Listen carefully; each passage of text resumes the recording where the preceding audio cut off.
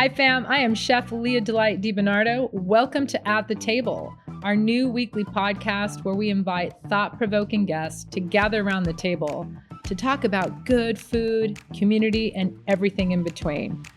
My pup Remy and I are happy you're here. Hey fam, welcome back. This is Chef Leah Delight DiBernardo, and we're at the table again. And I couldn't be more, what's the word I'm looking for? I don't know. I just think it's kind of big to have Chef Dylan Soro in the studio today and at the table.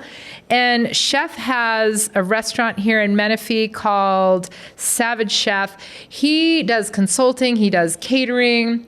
His wife, Nikki's one of my favorite people. She makes a beastie cocktail, just a great crafted cocktail. But really more than that, they're just amazing humans.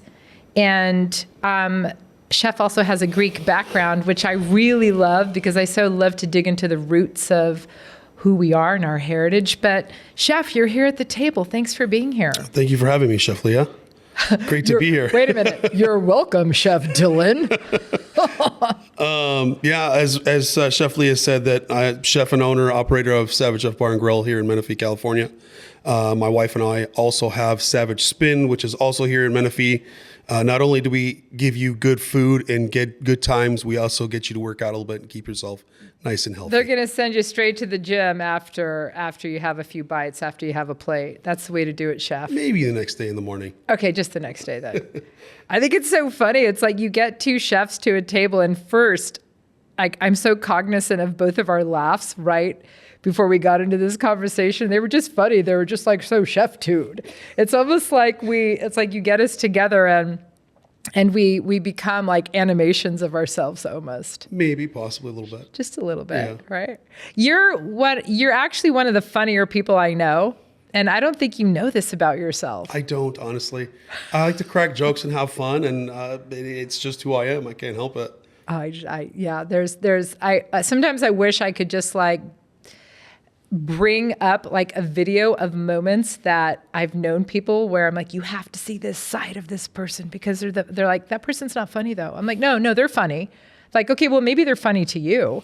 Well, yeah, when we're especially when we're doing events and the time crunch is on, the stress, the articulation of the food, everything that we have going on, like you see the serious side, but then as soon as we get like that push for that one course that's going out, then it's like, all right, let's crack little jokes. Let's relieve the stress in the room and then get back to business. It's funny. I just took a breath when you said that. Like I just went, oh, there it is. There's that pause. Yeah. Like it's in a way I feel as chefs, but also founders, owners, right, of our companies. We wear so many hats, right? I heard you breathe, breath, right? We're breath, just, yes. You say that and we both just start breathing. But we have to find what I call negative space. We have to find time for negative space because it's no longer there. And what I mean by that is like the phones and like all of the stuff and the gadgets take up all of our free space from the time I walk to my car to the time right before I go to bed or I'm sitting in a cafe. And I feel like that negative space is gone. So where do you find time? What do you like? Are you a total social media guy? Are you an AI guy? I'm not the one that handles our social media. I do frequently go through it. I do have a friend of mine who handles our social media, Ryan King. He comes in, he not only does our social media, but he also does our photography and videography. Ryan's a cool dude. Yes, you know Ryan. And then my wife partakes in some of it as well, but a lot of it is more organization for the context. What specials are we running for the week? What are our new menu items that are coming on seasonally? And then Ryan comes in, shoots the pictures, and we get to depict and actually show what's going on in the restaurant within that. I'm not as artsy as everybody else is when it comes to the AI and the social media stuff. Sure. But we can give some direction. That's just not my cup of tea, to be honest with you. Well, that's good because then that tells me that you're not on the phone all the time. So you do find space for yourself, right? Not necessarily myself, but like you said, with multiple But Chef, hats. you have to. You know what I mean? Like your oxygen mask can't be on if you're not don't find those moments for yourself. My moments that I enjoy is going to my son's baseball games. Right on. Or football. or taking my daughter to dance and seeing clips of what she's working on for the season. And then as the season goes on, she does her competitions. I'm able to kind of sneak away for a little bit for that. That's what makes me and gives me the energy I need on a daily basis to keep pushing forward. Right on. You're chef dad. I'm trying. You know, it's not easy to have that work, love, life balance, but that's one of the things that I try and work on a little more on a daily basis, but also at the same time, you said we wear many hats every day, and one of those hats needs to be a majority of my time is my kids. Well, that's something that I do know about you. Every time I see you, one of the first things you talk about are the kids. Oh, my babies. I love them to your death. Babies. What are their names? Sage is my oldest, and then my son Xander is 1 year apart. They're our Irish twins. They both were born in February, Sage being 1 year older and then Xander being 1 year younger. So actually in February, Sage will be 10, Xander will be 9. I love that. It's okay. What is your favorite thing to cook with the kids, or what is the kids' favorite thing to cook with dad? The kids, as you know, some kids are, you know, a little more experimental. Mine, not so much. I can't get my kids away from pizza and mac and cheese. But when they do order butter noodles from Savage Chef, they're very specific about the salt content and the balance and the acidity on it. Okay, there we go. My daughter will be the biggest critique of the guy that's in the kitchen cooking that pasta. I promise you that. That's excellent. Gigi's that way. Yeah. Right. I know. And I love that we both know each other's kids. It's kind of wonderful to watch children grow up in kitchens. I'm so nervous to see my daughter grow up. And it's funny, that's such a dad thing. Your I daughter, you call her Gigi, and then Yeah. Sage, we call her Gigi as well. Oh yeah, sorry, Gabrielle, who I do call Gigi, or I call G Money. Oh, I like that one. That's a good fit for her. It's such a good fit for her. sure. My goodness, I love that you call Sage Gigi.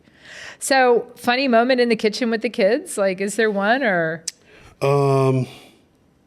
It was one day, going back to the salt situation, I had Sage, she's like, Baba, there's not enough salt in this pasta. I go, really? I taste it, I was like, you know what, you're right. All right, come on, let's go tell the cook. And I have a really good relationship with our staff in the kitchen.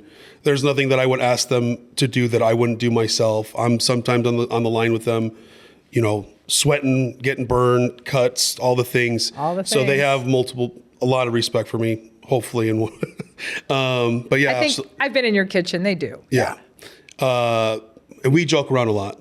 Like, as going back to the previous conversation, my guys know, like, hey, let's crack some jokes. Let's relieve the stress. But when it's go time, it's go time.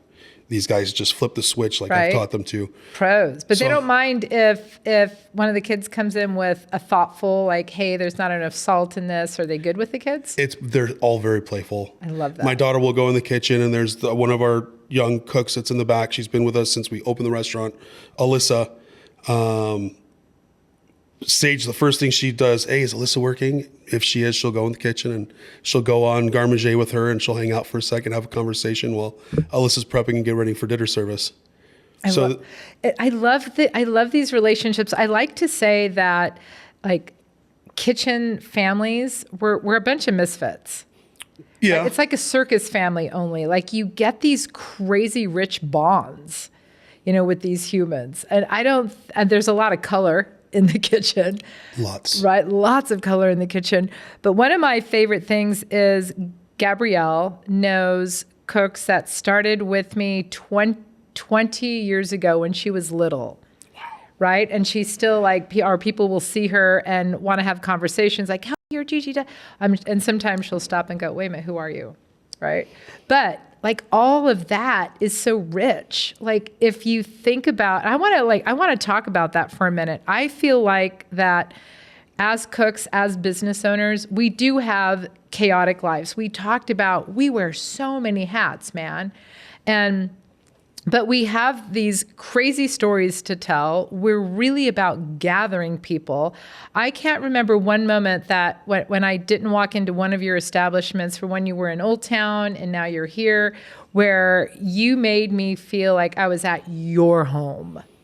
That's hospitality, Chef. That's hospitality, baby. It's not just going to a restaurant or an establishment.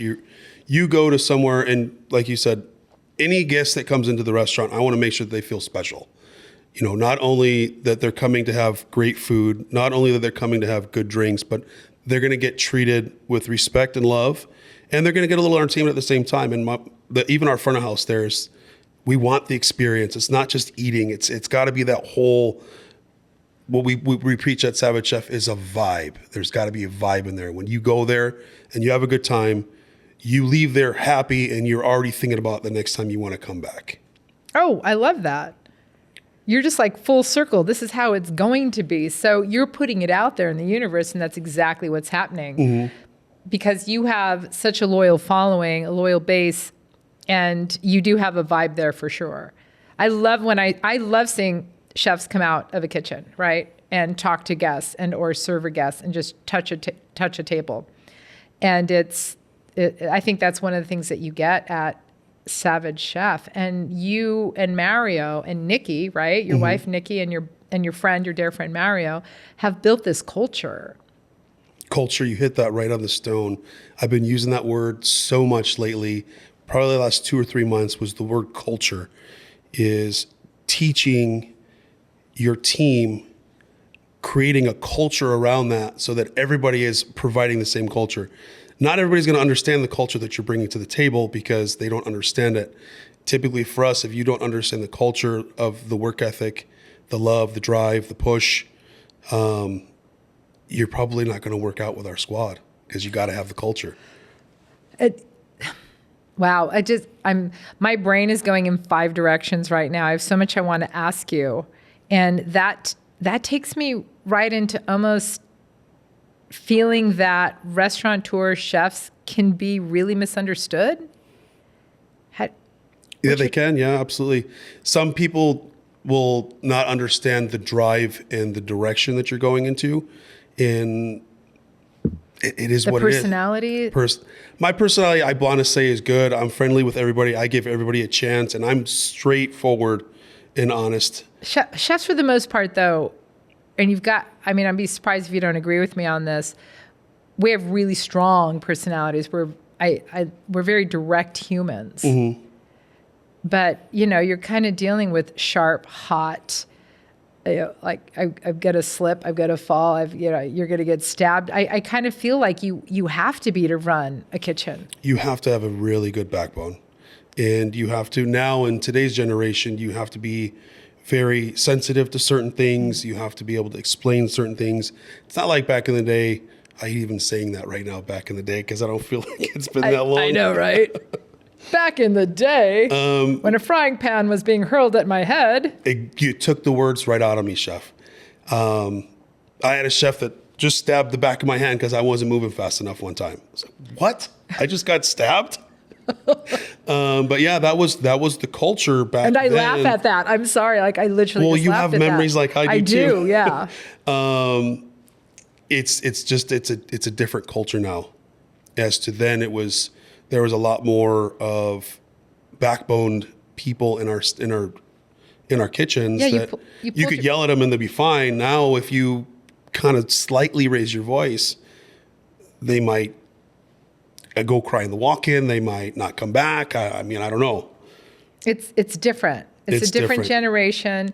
I have found it was not an easy turn for me. Like I had to do something because we come from that, right? I was raised by a Sicilian man and his experience in kitchens and all of his work with his father. So, and then I worked in kitchens in the 80s and the 90s before I'm like, I'm out of here. I want nothing to do with being a cook. Screw this, right? And then I took my other career and then I circled back right into food. But my memories were harsh, man. And then this whole thing with chefs on TV and, chefs are like rock stars. I'm like, no, you have no idea. We don't smell like them. We don't look like them. We don't have that life. Like our work is like, it's grinding. So fast forward, right? It's like a different generation. And I did have a hard time changing gears is what I'm looking for. But G helped me a lot with that. And sometimes we have to slow down to speed up with other people, right? And I hear you on that. I do. And I'm curious, what your best piece of advice would be for someone that wants to start their own business or wants to get into, because I hear all the time, I want to be a chef. I'm like, okay, well, what does that mean? Like, what does that mean to you? You want to be a chef? That's a tough question because this can go in many different ways. Becoming a chef for me was not just being like a good cook and working your way up the line, and they give you a coat and they're like, all right, you're the executive chef of the restaurant now. yeah. You have no experience other than what's going on in here right now. For me, I went to culinary school in New York. You remember when I went, and my dad, I remember the fight that we had. He's like, why are you going to culinary school? You know how to cook? I said, I'm not a chef though. He goes, yeah, you're a chef. You cook all the time. I go, there's a big difference for me on that. So I won the fight on that. I ended up going to New York. I did culinary school, and it was probably one of the best, I'm not going to say vacations, but it was almost like a new start. It was like hit the restart button. Right. Where I went to school, a lot of the terms I'd already known. I knew the knife cuts, but I didn't know what the actual French term was for it. Because you were self-taught. Correct. I remember that time really well. I remember coming over to the restaurant and you came out and you were talking to me and you said something about being a chef or doing some work with your dad. And I said, well, you should go to culinary school, man. Right? And you just kind of looked at me like I was a little crazy or just, but you had this glimmer in your eye. I loved it, man. Right? I loved it. I absolutely loved it. The kitchen, the drive, the hot, the heat, the speed, the stress. It's just how I'm programmed. I can't help it. So yeah, culinary school was super dope. Met a lot of good people. Networking was great. But where I really felt that I started to become a chef was working in Vegas with Eric Klein at Spago, which is Wolfgang's elite spot, where I'm working with some badass. Am I say it? No, you just say it. Okay. So you're working with, like, you're out of school, you're here, and did you feel like I've arrived? Or were you just like, no, I don't think that we think about it because you just get into the flow and you just do the work? Like, take us back to that moment, share that moment of being there. In culinary school or in Vegas? No, in Vegas, like after school when you're like working with these people that we look up to, right? When I first went to Vegas, I did my internship with Eric, and then I finished the internship and ended up going back to school. But then I came back to Temecula and I was trying to introduce some new things to my dad, and he was just old school Middle Eastern, stuck in his ways. I was like, all right, I'm going back to Vegas. But going out there, working with the top elite, doing these events with Gordon Ramsay and all these other chefs, it gives you goosebumps, man, because you're around all the greats. You're doing the events with them. I'm getting goosebumps even thinking about it right now. Just driving through Vegas, going into the casino every day, like you are on the top of the world, performing. You get there, you're under this large stress. And you just got to go there and perform and do what you're built for. Okay, so now I get the rock star thing, I guess, a little bit. Because of that description, it really is. But I never got it when people, in conjunction to people sharing that with me in the 80s, working in a kitchen, or in the 90s. I think it's really transitioned. It's changed a lot. Correct. The events in Vegas were massive. You're doing events high caliber, 2,000, 5,000, 10,000 people. There's other chefs, and there's just glam everywhere. Okay, favorite dish at that time? Oh, favorite like a dish that just stood out that you made it, and you're like, oh, I can't believe I just got to make that here and now. It was a 13-course tomato dinner I did with Chef Brandon and Chef Elijah at Spago. We did a 13-course tomato-inspired dinner, and the one course that I helped out with was a mozzarella balloon. So we hand-stretched fresh mozzarella. We had the cheese cured. We stretched it out. We had the ISI canister. We blew the balloon, and then we hit it with liquid nitrogen. And we did a play on a caprese salad. But as it came out, it was smoking with the liquid nitrogen, and it went out. People were like, "Whoa!"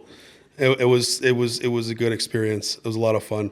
I would really love it if you could just redo that whole recreate that. That sounds so dog. That was fun, yeah. That's awesome. Okay, what would your hype song be? Like if you were walking, like you're walking out of into the football stadium, you're coming in through the tunnel. Like, what would that hype song? Lord, Give Me a Sign by DMX. I love that. That is so the much. ultimate hype song right there. And it's DMX, God rest your soul, brother. Just the pure passion and life behind his voice. Mm-hmm. I mean, I don't really listen to the lyrics that often, and some I do, some not. But the drive and the way of the song it just gets me going. I can see that, and I love that. I'm getting going right now. I know you are. It's funny. You get chefs together, and like we might just start the conversation like this and start off a little slow, but we start talking about food and our passion and for serving others, because it really does come down to that, right? It's like I can't think of anything better than someone's reaction to a plate of food that I made for them, and you can just see this. Okay, ratatouille, glimmer in their eyes, where they just start connecting all the pieces, and you went, that's it. That's why I cook. That's why I cook. Molecular gastronomy, chef. Is that it? It's where, and there was a gentleman, I didn't realize it at the time, we had served him our tableside s'mores. And I came out and I explained the dish, and I try and do this to as many tables as I can, but it's ultimately impossible to hit every single table. But I went out to the table, talked about it. I was like, the most important thing about this dish is family and friends gathering around a campfire and having something as simple as s'mores. But the whole experience is what's going on around you and taking you to another place. And the gentleman came over to me after they finished the dinner, and he's like, thank you. What you did with that campfire was everything I needed today. And I didn't realize, and he had told the server, he's like, that was my son's favorite dinner, and he passed away a couple years ago. Oh, stop it. You're going to make me cry right now. So Connection, chef. Connection. And that's what I want to do for every single person that I serve. That's what you do. Is that I want to leave them with a lasting impression. Because that's what life is. Memories. It is. And I think the beauty of food, and jump in here with this too, the beauty of food is connection, right? I mean, from the soil to the people who grow it, the people who pick it, the people who deliver it, then that connection of bringing it in our back door, our side door, and then the cook that then it takes that food and cleans it, to then the chef that comes over and gives like the instruction of what's happening, that builds the prep board, the production board, to then the freaking line cook, then to expo, then to serve. There's all these connectors. And through that, we weave a story, right? And then that story goes into your freaking plate that you're eating. And there's community on the plate. There's everybody we work with on the plate. There's so much. There's a lot. It's a beautiful thing. You're an advocate on this. I love working with local farmers too, because there's a whole nother story in itself. Right. Is them actually foraging everything. We've been working a lot with Batista Creek Farm, which is out in Hemet. They got about 76 acres. Don't quote me on that. Say the name of the farm though slowly so everyone can hear it. Batista Creek Farms. Batista. BAU. BAUTISTA. Thank you, Chef. Thank you. Yeah. Creek Farms. We went out there and walked the fields, which you've done that with your team as well. We went out there and we're picking tomatoes right off the vine, and it's just local, organic. It doesn't get better than that. And you're doing this with your other cooks and your team, right? Correct. Okay, so this is what strings my guitar, man, right here, right? This conversation. I have, and I know you know this about me, like I am known for saying that as a chef, as a cook, we have an obligation, what we're putting on the plate, right? For our guests to eat, for our family to eat. And I really don't, in my heart of hearts, that you have a right to cook if you don't know where your food comes from. If you don't know the soil, that it's actually, is it either growing out of the ground or off a bush or off a tree? You know what I mean? Like, there's this obligation, because if not, there's a disconnect. And if there's a disconnect, you're not feeding me. You're just giving me something to put in my mouth. Yeah. Right? That might fill a little bit of hunger, but it's not filling my soul. There's got to be a respect for the food itself. We talk about 100% utilization. So even when we're fabricating our salmon, it's the same aspect. You got to respect the ingredient. That way they're being able to go out to the farm and actually pull the corn off of the husk, shuck that thing, I ate the corn raw right off the husk, and it was absolutely amazing. So good. Especially when it was in season. Sweet. So sweet. Oh yeah. But also see how it's grown. That's the whole process of cooking, is knowing where the ingredients are coming from. And then the people who have their hands in the soil, because farming has become increasingly more difficult. And I say increasingly more difficult because we're dealing with like crazy different weather patterns like we've never dealt with before, or at least that's what I hear from the farmers that I work with, right? And then I'm still heavily involved with slow food across the U.S. So then you speak to farmers in different climates. And so the convergence of that story is the same. And I think we're at a point where cooks have to know their farmers now, right? We have to have this relationship because there has to be more of a balance of your food just coming in completely prepped and ready to go and coming out of a box off a truck versus what you're talking about, going out with your crew, getting their hands in the soil, meeting a farmer and understanding that, yeah, we have a little bit of this over here, but you have to marry it with understanding your local farmer and bringing that food to the plate for our guests. Seasonality as well. Yeah. So only certain things grow at a certain point in time. Luckily for us, not luckily, but us being in California, we can get any ingredient we want any time of the year. Lots of microclimates. Correct. Yeah. For us over at Savage Chef, and I know you do the same thing, is doing the seasonality menus. You know, some guests are like, well, I want short ribs, but it's June. It's 1,000 degrees outside. You want a hot piece of stewed beef right now? Come on, man.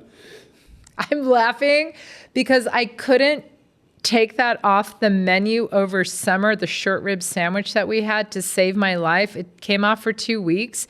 Emails, texts, social media DMs. I'm like, are you serious? Okay, whatever. You want to eat it, go ahead. Usually my go-to when I have a guest that comes into the restaurant and they're like, where's the short rib? I go, well, it's not in season right now. We're pivoting into the new season, but check this out. Oh, smart. Check this out. Taste this. Hold on. Let me go make it for you. This is what you want right now, I promise. Yeah. And then the food comes out, like, Chef, you're absolutely right, man. This was amazing. I want to try and make sure that our guests are always staying on their toes and giving them something new. Nice, Chef. I love that. So what is in season right now, or what is your seasonal menu or your plate that you love? We are coming towards, and today was the first cold day, cold, rainy. I just got off the phone with Mario on the way over here. We were talking about doing a soup today, but we have some other ingredients that we need to get off our books, which is like our corn. We have the last third pan of the fresh corn from season. That's going to be on the menu today until we sell out of it. And then we're going into my personal favorite season, which is the fall season. Fall roots, root vegetables, stewed meats, nice, beautiful hot tomato soup with a grilled cheese toasty. Oh, come on. But like out the door, like Flavor Town, let's party. Flavor Town, let's party. I love that. I actually that's going to be my next message to you, just out of the blue. Hey, Flavor Town, let's party. I love that. That's excellent. You know me, Chef. I'm always ready to party. Yeah, that's right, baby. I love that you just said grilled cheese and toasty. That almost sounds like one of the kids named that dish. It's funny. I never called it a grilled cheese toasty. I always called it grilled cheese until my wife. We're both from the Midwest. I love that. And there's certain things that she doesn't say. Like she said, when she goes to a breakfast joint and she orders sunny side up eggs, she calls them dippy eggs. And the server will be like, what the hell are dippy eggs? And I go, it's sunny side up. But she still sticks to her ground and she says it the way she wants to. So I just roll with the flow now. She'll have the dippy eggs, please. That's awesome. And then a grilled cheese toasty, she'll say a toasty instead of just a grilled cheese. Well, it's all these different names for things, right? Because it's like my mother's mother from, she's Northern Italian, but, and then in New York, marinara was called gravy. And I remember being, I think I was like 12 years old, and because I grew up with my Sicilian Nona, and it was not ever called gravy, right? And I'm like, what the hell? Gravy over pasta? That sounds disgusting, right? But it's actual tomato sauce. It's tomato sauce, right? That's the ongoing fight on the East Coast of the Midwest. Or pizza is pie. Yep. Right? So there are these different terms. I've not heard dippy eggs before, but I freaking love that. Yeah. And of course, this is the thing about Nikki. If she sits down and she orders dippy eggs, you're going to give her dippy eggs, and Absolutely. You're not going to question her. You give baby what she wants. I love that so much. Okay. So let's take, we've unpacked so much and talked about so much, and I love the name Savage Chef. And I'm curious if you guys are using part of the brand to like kind of go the Savage way. Is it becoming a whole brand? It is actually. Going back a little bit, Savage, I wanted to name Xander Savage. And in our culture, I would have smacked you. That's what Nikki wanted to do. And There she we said, go. absolutely not. But during COVID, when we decided to pivot and we started doing the meal prep, that's where she's like, you know what, I'm sorry you weren't able to name your son Savage, but let's start our business called Savage. So we called it Savage Chef & Co., which was what we were doing with the meal prep. And that evolved into Savage Chef Bar and Grill. And then the culture is the Savage way, is what we're teaching. But you don't mean like if that's a little. It's a bit. Man, I can talk words right now. There's a bit of a context. There's a different context to that though, because if we look at the literal term savage, we made our own definition. That's what I'm trying to get at. So savage. So tell us. There's a picture on the wall, and I wish I had the writing down, but it's someone that's not afraid of taking risks and creating something special and unique that is different. Being different is what's the most important thing. Understanding the history and knowledge of certain things that we're doing, but also being willing to take risks and make mistakes. Being different is okay. Is that kind of what I'm hearing? Absolutely. That's awesome. So if we're talking about Savage Chef, have you ever wanted to go savage from a review that you've read or go off on someone? Yes. That's why Nikki handles the reviews itself. So right? she's a little bit more reserved. I can come off a little aggressive sometimes. So I try and hold myself in as much as I can. Sometimes you'll get a guest in the restaurant that's maybe coming in, maybe having a bad day. I'm not sure what's going on with their life at that time. I have to be reserved. When it comes to the reviews, those words and some of those reviews hurts. And you know about that. Oh, 100%. For the amount of love and passion and the stress and the amount of work we put into this, the amount of sacrifice that we do, for those words to be spewed on a piece of a computer screen is just, I won't, if I have, bro, I'll tell you, yeah. So Nikki is the one that typically handles the reviews. She's professional. She can be a little snarky at times. And the people that are actually reading the reviews will understand that person maybe might not be right. I concur. Now, I have two things I want to talk about around this. One, I want you to share one, and I'm going to share one. And then two, I want to tell you, and I want to see if you agree with me, my philosophy on how we can all be better around this. Share one of yours that you were mind boggled by. So the one that blew my mind the most is, there's some of the, I don't know if it's AI that's sending it out so that they can bring in more business for Yelp or whatever, but it's 1-star review. Never been to the restaurant, don't know anything about it, period. Okay. That was the review. I just don't think things like that should be allowed, but it's interesting to see people get away with that. So Nikki will be able to go in and do what's called a red flag, and right. They'll review it, and they've never been to the restaurant, and then they'll take it off. Yeah, but still, it's just so little. Okay, so I want to tell you one that was left for us recently. Sorry. Oh boy, I'm bracing myself. Okay, I am a Michelin star pastry chef, and the salmon that was prepared for me had too much oil. Salmon should never be prepared this way. It was too oily, but I have to say how much, as a Michelin star pastry chef, I loved the donuts. I think a 2-star review. And then I'm thinking, okay, well, as a Michelin star chef, right, since you're letting us know that this is who you are, would you not have the words to share with one of our staff members that your salmon wasn't cooked to your preference and you didn't like that there was too much oil on it, and give us the opportunity to reset that plate for you? Because as cooks, our joy, our love is to make sure that plate is perfect for you. Absolutely. right? My question would be is if you are a Michelin-starred chef, do you have time to write a review like this? Come on, man. So many things. I laughed so hard. I was just thinking, wait a minute, were you also the person who threatened to throw a plate at this was just a few weeks ago. I'm going to throw plates at your head. Literally said that. And Chef Anna was like, she just looked at him like, excuse me, you're going to do what? She's like, okay, I'm just going to walk away and let you enjoy your meal. So, it's just such an interesting time. I think that a lot of people feel like there's no filters anymore. We can just say whatever we want when we want. And I'm sorry, I don't agree with that at all. You need to have some type of respect, man. Come on. You want to share something, you don't like something all day long, but there's a way to share that, right? Which is going to take me to Montague Coffee, Raphael and his family. He posted something recently. Again, it was a review, right? And the review was just, again, a lot of negatives and he shared it on social media. He's like, why? Like, why can't you just let us know? Like, do you know how happy we would be to reset things for you? And that's where I'm going. I'm going like, all you have to do is let us know. I would say 98 to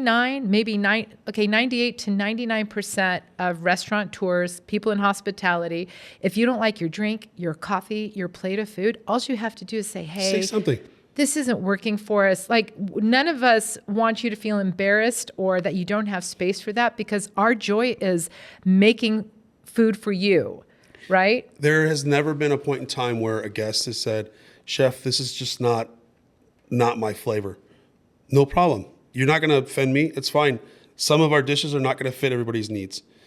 And if you tell me, I'm going to say, what else can I make for you? Right. And 100%. you're not going to hurt my feelings. You're not going to break my heart. Don't go and write it in social media without telling me that you didn't talk to me first. Exactly. Me, my other chef, maybe our servers most of the time will say, all right, let's take care of this for you. They'll bring us the plate back. What does the guest want? Let's fix the situation. We want to make sure our guests leave here happy. But if you don't speak up, we can't fix the problem. We don't know what we don't know until we don't know, man. Facts. So, and this is even if you're out shopping, whatever. It comes down to any business.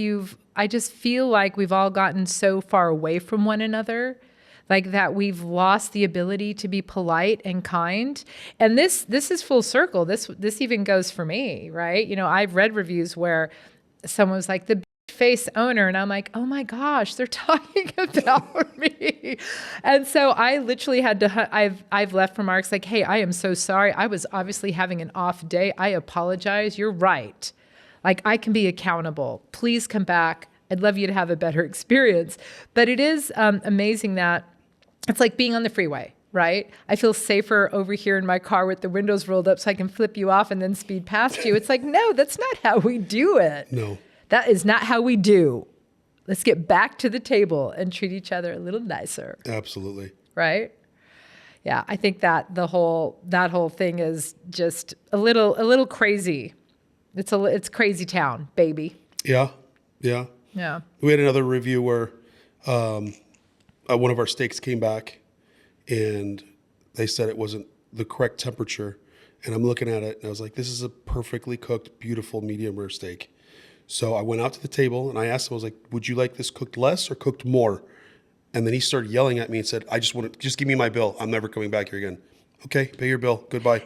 But the thing is, it's an honest question, and we do want it. And I've done that at tables before because I really authentically am confused by the communication that came back. Because understand, sometimes it is not just the server. It then went to the server, expo manager, then to us. So it's like telephone. What's happening?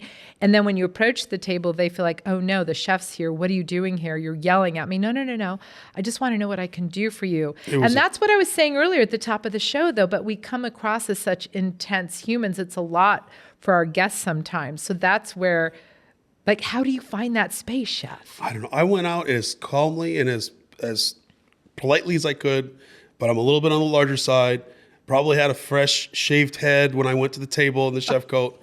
You know how I like to wear my medium shirts. I do, baby. And maybe he just felt that I was trying to intimidate him. I don't know, but I tried to be as polite as possible, and that didn't work in my favor that time.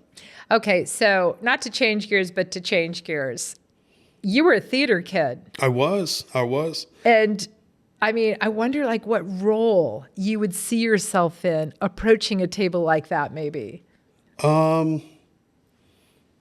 Actually, you know what? Now that you think about it, like going to tables, you kind of read the table and you kind of figure out what type of character you need to play. Right. So I think that kind of does come up with some of the showmanship, going to tables, being in the dining room, going up on stage or going into a dining room and speaking about certain dishes and stuff like that. I would say, yeah, definitely theater has definitely helped mold me into the man I am today. Those were some good memories in high school. Oh, they totally are, right? And it's interesting because as a chef, I feel like what role would you cast yourself in now? Like in your life right now? Would it be director? Would it be actor? If I had the opportunity? Yeah. Oh, acting would be so fun. Well, we kind of do that every day though, don't Yeah. we? I think if you were in a musical, it would be Fire in the Kitchen. Oh, that would be fun. That'd be fun. That'd be fun. Right? Yeah, a fun little fact, when Dad had his, the family had the pita chip company. Yeah. We would do the road shows in Costco, and I felt the need to do a New York accent as we were slinging pita chips and hummus and salads. Okay, can you just do it right now? Can you? I haven't done that in years. Oh, I come don't even on, know if give I us the sale. Where's the sauce? I love that so much. I got your pita chips over We got here. 3 items here for $9.99. Come and get it while you can. I could see you totally doing that. Oh, dude, I would live up the star and have fun with it. And then some people from New York would come and be like, "Oh, where'd you grow up?" I'm like, "Oh yeah, from Bay Ridge." I don't even know where Bay Ridge is. You're just like, hey, we're just going with it, man. You gonna buy some chips or not? Yeah, exactly. And that is so the New York way, right? Like, come on, you're killing me over here. Lay down your money, get lost, kid. Yeah, get your sample. You gonna buy some or not? Keep moving. I can kind of feel that you just want to say New York. New York. New York. There you go. It's funny sometimes when I have a little too much to drink and I start talking fast, you'll get some of the New York or almost some of my Detroit accent as well. So yeah. Car City, baby. There we go. So my mama, who's in her 90s now, right? You've met Scotty. You've met my mama. Yeah. And she's so funny. I was just talking to her. She's with all of our New York family right now. And I called her this morning. And she's talking about her morning and the coffee she had. And the Apple phone just doesn't work the way it should. I'm like, Mom, what do you do? Like, who are you with? She's like, Connie and Eddie. I'm like, you're with Connie and... I'm like, no wonder. But it's just so cute. I don't think it ever leaves us, right? No, I have a tiny little bit I hear in my inflection. Then again, I kind of do hear it in yours sometimes too, which is what I love. And part of why and what I love about you. Yeah, that's awesome. Okay, so we're coming to the end of our 45 minutes. It's crazy how fast 45 minutes already? I know, right? wild. I told you, right? Because it's raining out. You were running late. I've got, I teach tonight. We're both looking at each other like, love you, but come on, we got to go get in here. And then when we started, it was just like, let's just take a deep breath and like, we're at the table. Let's just have a freaking good time. Yeah. And then it's gone, right? I don't get to do this this often. I do it with the guests of the restaurant, but to sit with you at a coffee table doing the thing. Doing the thing, baby. Oh, you had shared with me that if you could be, I think I asked if you could be interviewed by anybody, who would it be? And you said your kids. Yep. And so share that. So I have memories myself of being in the back of a kitchen with my dad. And I have my whole upbringing and everything that I look back on, and all of those memories and all those things has created the person that's sitting here in this chair. For me, is later on in life is seeing and being interviewed by my kids and saying, what did you feel? What were these things that I'm sure you missed me on certain days, but I hope that I was there for you enough as I could be.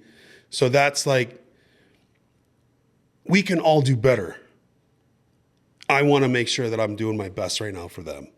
And see what their view on would be later on in life. That's the best way to end today's show. I'm a little speechless right now, which is funny because I'm never speechless. That was beautiful. Thank you for sharing that. That tells us so much about who you are as a man, as a dad, and a community member. Not just a chef, but like I'm human too. Yeah, you are. I'm human too. Oh, I love your relationship with the kids. So tell us a little bit about, or take us out with what's happening with you right now, because I know that you're starting a whole new thing called Brunchin'. Did I get it wrong? We've got a few different things in motion right now. Obviously, the restaurant's it's on full tilt. Brunchin' behavior? Brunchin' behavior. We're doing once a month. It's the second Saturday of the month. The next one will be November 8th, where we have a DJ that comes in. We do a buffet that's elevated. We have vodka flight cocktails, tequila vodka flight cocktails. I'm there. Sorry, I interrupted you. We also have spritzer flights. These are all Nikki's curations. We have some specialty cocktails. So DJ comes in. Event starts at 12. It finishes at 3:45. Chow. I don't mean to say chow time, but that's just a term. Sure. Buffet is ready at 12:45. You come in. You slam some good food. We open up the dining room. People are dancing in there, vibing out. It's almost like a nightclub, but on a Saturday afternoon. So I totally see like the brand Savage Chef, and I now see the energy behind all your projects, from consulting to this program to all the catering that you do to Spin. What's it called? Savage Spin. Savage Spin, Brunchin' Behavior, Savage Nights, Savage Chef. And you're such a savage for this community. I love all the work you do. I love all the nonprofit work that you get to do, that you and Mario throw behind awesome places like Oak Grove. And I've called this man in the middle of the night, quite literally for favors, or early in the morning, and he has never said no. And I have so much space for you, man, in my life. Thank you, Chef. You're a good human. Okay, I'm just a little emotional right now. Like the two of us, we're high and low humans and chefs. We're all over the place. Thank you for being here, Dee. I'm happy to be here. Thank you for having me. Yeah, absolutely. So thank you for being here, everyone. Lots of tripping up of my words today, but I don't care at all because I'm sitting here with one of my favorite humans. And don't forget, and I'm sure Chef will agree with me, every meal shared is a conversation started. Be good to yourself. Be good to someone else. And we'll see you next time. Every meal shared is a conversation started. I want to thank our guests today, and I really want to thank each and every one of you for tuning in. It means a lot to all of us. You can find us on Instagram at The Table with Leah, and anywhere you listen to your podcast. At the Table is produced by the very mighty Studio 215. Programming manager, Nate Marriott, our awesome studio manager, Brian Umali, and the gorgeous show producer, Miss Mari Fuentes. Thanks for being here.